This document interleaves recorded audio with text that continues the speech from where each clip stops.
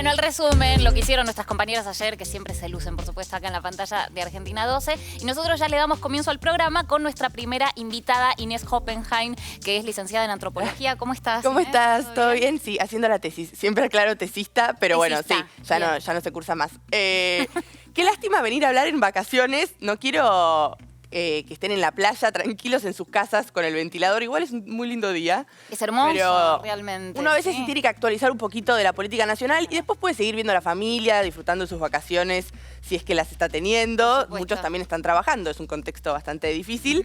Pero bueno, lamentablemente venimos con la Agenda 2026 del gobierno porque no hay descanso cuando uno está en el Estado, por supuesto. A veces uno cree lo contrario.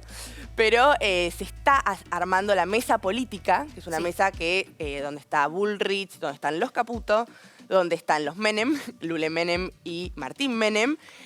También está Adorni, por supuesto, y Santilli, que va a ser una figura clave en lo que viene en este febrero, porque la mesa política sobre todo se arma para ver cómo se pasa la modernización laboral, que ellos dicen, que en realidad es una reforma laboral, y que justamente va a tratarse ahora, en este segundo periodo que ya se va a inaugurar en febrero, hasta el 1 de marzo, de la segunda tanda, si se quiere, de las sesiones extraordinarias. ¿Cuáles son los detalles que habían trascendido? Claro, ellos lo que quieren pasar en esta segunda tanda son ya ley de inocencia fiscal, ya se aprobó en diciembre. Ahora van por reforma laboral, por la modificación en la ley de glaciares, y también seguir con la reforma penal que se quiere desde aquella conferencia de prensa que hace unos meses salió Bullrich a mencionarlo. Acá hay dos cosas interesantes entre la reforma laboral y la ley de glaciares. ¿Por qué la reforma laboral se relaciona con la ley de glaciares? Porque uno puede decir, bueno, quizás por trabajadores mineros, por, no sé, guardaparques. ¿Cómo puede ser?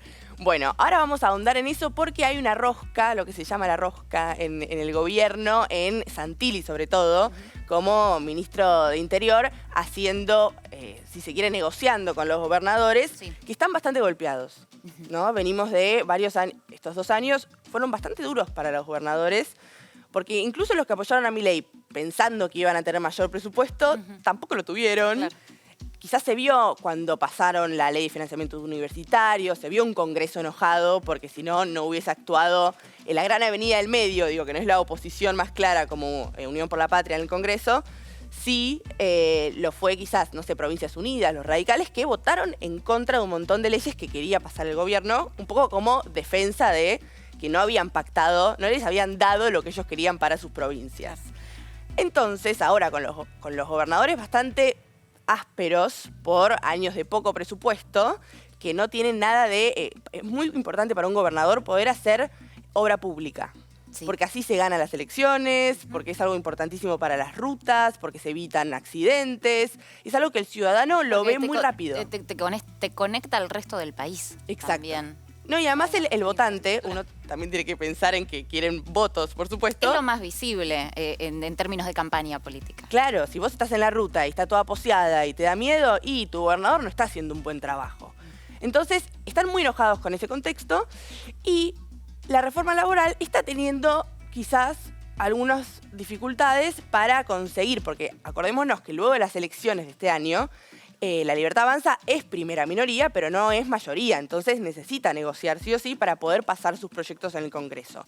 Reforma laboral quizás habría que repasar un poco, uno a veces entre Año Nuevo, Navidad y todo eso se va olvidando de lo que va sucediendo. Reforma laboral es un proyecto que tiene varios ítems, que si querés lo podemos repasar así rápidamente. Sí. Primero el banco de horas, que es como el hit. Esta reforma laboral es como el hit de Federico Sturzenegger, que la lleva en su carpetita hace muchos años. ¿Qué vas a decir? El hit del verano. Viste que cuando arranca el verano no sabemos cuál es el hit del verano. Digo, pues, la reforma laboral es un poco triste, ¿no? Para que sea el hit del... quizás es como una canción triste del verano. Sí. Pero sí es el hit sí o sí del verano para Federico Sturzenegger, que por fin logró meter su reforma laboral en algún gobierno y que quizás salga, ¿no? Porque tiene muchas chances de salir si se negocia bien con los gobernadores. Esta reforma laboral utiliza el banco de horas, que es una especie de pretexto de flexibilización entre el empleado y el empleador. Lo que quiere hacer la reforma en muchos puntos, nos vamos a detallar uno por uno, pero es debilitar los sindicatos. y hacer que las negociaciones sean mayormente entre empleado y empleador, cosa que en realidad le quita mucho peso al empleado, ¿no? Sabemos que siempre el poder lo tiene el empleador, si no hay un sindicato, si no hay un convenio de por medio. Entonces, el banco de horas es que básicamente, por eso se dice modernización, vos vas a poder decir, ay, yo hoy quiero trabajar, entre comillas quiero, 2 horas, pero mañana recompenso con 12 horas.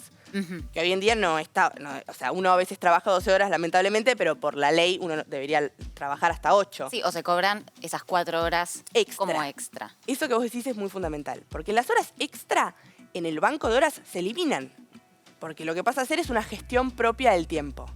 Claro. Entonces, en realidad, se disfraza de autonomía algo que es que te quiten las horas extra. Pero además el hecho de que yo mañana quiera trabajar 2 horas no depende solamente de mí, sino de que desde mi empresa me den el permiso a, bueno, está bien, vení 2 horas. Exacto. Entonces, justamente ese es uno de los campos de batalla más grandes dentro de la reforma. También, obviamente, la restricción del derecho a huelga, porque casi todos pasan a ser servicios indispensables. También la restricción en las paritarias. Y algo muy importante, porque atención monotributistas, que son una gran parte del país, y una parte que siempre fue golpeada por todos los gobiernos. Muy olvidada, sí. Es una parte muy olvidada. Y atención repartidores de aplicaciones. Que es el nuevo fetiche para muchos sociólogos, para muchos politólogos, para incluso dentro del gobierno. Claro, ¿cómo hacer para, primero, que los repartidores o se sindicalicen o cómo se van a organizar?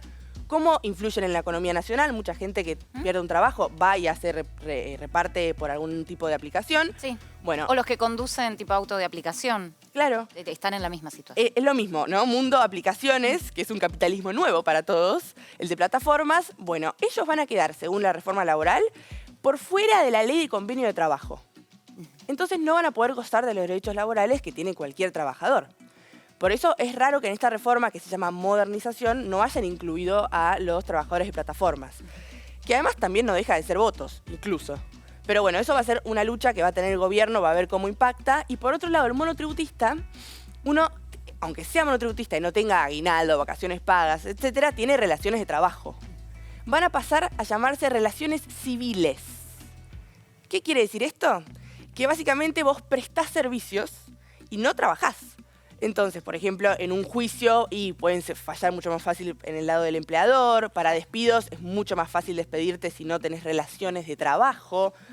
Eso es un punto muy fuerte y muy puntual sobre qué va a pasar con esta reforma laboral. Y esto afecta a todos los monotributistas. Todos los monotributistas. Se llega a aprobar. Y servicios de locación. Ambas van a ser llamados relaciones civiles. Entonces también es extraño que una reforma laboral quiera sacarle el subrayado del trabajo que tiene un documento como la ley de convenio de trabajo. Por eso, ese fue como un pequeño repaso por si se olvidaron en las fiestas de la reforma laboral. Ahora quizás me pregunto cómo se relaciona la reforma laboral que mencionamos con la ley de glaciares. Bueno, hay un puntito chiquitito, esto siempre es minimalista, ¿viste? Una ley es la famosa letra chica. Exacto, la letra chica. Hay que verla con atención. La letra chica de esta reforma es que pasan como de costado una especie de reforma tributaria disfrazada de reforma laboral, que es la baja al impuesto a las ganancias. Sí. Y eso significa que ese justo es un impuesto que va muchísimo a la recaudación de la coparticipación, que es de donde los gobernadores pueden por lo menos tener algún tipo de dinero entrante en sus provincias. Con eso van a recaudar, incluso lo dijo esta semana, lo dijo Santilli, cuando fue a negociar con Cornejo, el gobernador de Mendoza. Ahora vamos a contar por qué. Vamos llegando lentamente. De a poco. De a poco vamos preparando el caldo de cultivo para la rosca. Dijo que justamente iba a bajar como un 0,15% la recaudación en coparticipación por este pequeño inciso de la recaudación tributaria. Entonces, los gobernadores, que decíamos, ya vienen bastante golpeados estos 2 años, sin poder hacer obra pública, quejándose de que, pese a que el primer año acompañaron, no tuvieron muchos beneficios, ahora están diciendo, bueno, sí, con esto de la reforma laboral, no vamos a apoyar la reforma laboral si yo voy a tener que recaudar menos con esto. El argumento del gobierno es que yo no sé si es que creen o eligen creer, la famosa frase que nos dejó el Mundial, si es que ellos dicen que igual, aunque pierdan por la coparticipación, van a ganar con el empleo formal que va a generar más trabajo, más desarrollo, entonces las provincias van a estar mejor. Ese es el argumento oficial. Claro, que se van a crear más puestos formales. Claro, entonces no te asustes, tu provincia no va a tener tantos recaudaciones de impuestos, pero va a tener crecimiento laboral. Pero en realidad por detrás lo que se quiere hacer es modificar la ley de glaciares. ¿Para qué? Sobre todo porque ya sabemos que el gobierno igual está en contra del cambio climático, Milei lo ha negado. Este lunes viaja a Davos, donde también seguramente vaya a negar de nuevo el cambio climático, etcétera, a ese foro económico donde se juntan así potencias a charlar sobre la economía. Y entonces uno puede decir, bueno, es porque están en contra del cambio climático, pero sobre todo es porque la ley de glaciares afecta a muchas provincias mineras, por eso retomo lo de Cornejo, Mendoza, Sí. con justamente que tenemos San Juan, Santa Cruz, que son provincias que tienen glaciares, y después tenés los periglaciares, porque la ley de glaciares, que se sancionó en 2010, habla de periglaciares y glaciares. Periglaciares son básicamente montañas o zonas altas que tienen hielo, pero que no tienen tanta masa grande de hielo como un glaciar, pero que son un gran caudal de agua. Claro. Por eso es un recurso natural y que está protegido, etc. La ley actual lo que te permite es, primero, que desde la nación se defina qué se hace con eso. O sea, no es No es no es potestad de cada provincia. exacto. Y ahí ya, por supuesto, nos imaginamos de qué se trata. Primero, que se define nacionalmente, es una ley federal. Y segundo, que eso significa que definen qué es un glaciar, qué es un periglaciar, si se puede explotar o no, que si se define como glaciar y periglaciar tiene muchas restricciones, y bueno, también financiamiento a la investigación, etcétera, ¿no? Todas palabras que quizás a veces generan un poco de fobia dentro del propio oficialismo. Y ahora entonces lo que se quiere cambiar es que cada provincia, como vos decías, intervenga sobre sus propios glaciares o periglaciares, es decir, que defina qué se considera como tal y qué no, y se puede explotar. Sí. Entonces es Justo un poquito un en toma... Mendoza es un tema muy delicado igual, el tema de la minería, de la contaminación del agua. Hace tan solo 2 semanas hubo marchas masivas en contra de la contaminación del agua, que viene por la megaminería. Entonces hay que ver también ahí el consenso social, ¿no? Y va a estar duro, pero sobre todo el consenso social. Pero los gobernadores, yo sigo insistiendo que en eso están depositando todo para poder decir, bueno, me sacan de coparticipación un poco con el impuesto, baja del impuesto a las ganancias, pero gano con la minería. También eso que vos mencionás, las protestas, hablan de que son en general empresas extranjeras. También esto se da en el contexto de los incendios del sur, que hace unos poquitos días estábamos todos horrorizados y al parecer ya uno se olvida, porque el día pasa y uno no puede estar, por supuesto, con todas las noticias y las catástrofes. También se dedica... Pero ahí Nacho Torres también estuvo muy mano a mano con Santilli a ver si incluían el tema de los incendios intencionales en el Código Penal. Exacto. Pero eso es una negociación que igualmente no baja la ley de, por ejemplo, manejo del fuego, no la ley de protección de bosques. Entonces es como un inciso en el Código Penal, pero hay que ver cómo impacta la ley de glaciares justo ahora que tenemos una población más sensibilizada con el medio ambiente y sobre todo con lo que eso genera en las familias. Hay que ver cómo la población empieza a comprender que se puedan explotar los glaciares de esa manera, porque además parece lejano. Si uno vive en la ciudad o en Buenos Aires o un montón de otras provincias que no tienen esas características naturales, no sé si te importa tanto qué pasa con los glaciares. Entonces también el trabajo va a ser, bueno, cómo hacer para que todo el país tenga la agenda federal, que es lo que en realidad cuesta desde siempre, ¿no? Poder mantener una comunicación. Dejar de mirar el circulito propio. Sí, que es lo más difícil, porque lo propio es lo cotidiano. Entonces la tarea va a ser hacer de lo cotidiano algo federal y que por lo menos lo del vecino provincial de la otra provincia sea también algo visto como propio. Por supuesto. Como para tener en cuenta y ya ir cerrando, las fechas que tenemos que tener así claves para este verano. Febrero. 2 de febrero, 1 de febrero, todo hasta el 1 de marzo, y vamos a tener las negociaciones, porque además tienen que pasar por Cámara de Diputados, negociar con la CGT, negociar con un montón de sindicatos que no querían negociar, pero ahora, visto a que en realidad la reforma ya se viene, entonces van a tener que ceder y van a tener que quizás apuntar todas sus fuerzas a ciertos puntos clave. Negociaciones con los gobernadores. Santilli está haciendo su tour 2026 por las provincias. Fue a Mendoza, bueno, ahora tiene que ir la semana que viene a Salta, etcétera, a negociar con Sáenz. A ver qué va a suceder con esta reforma, así que en febrero, tienen unos días todavía, estamos a que 18 de enero, bueno, hay 12 días de tranquilidad en el país.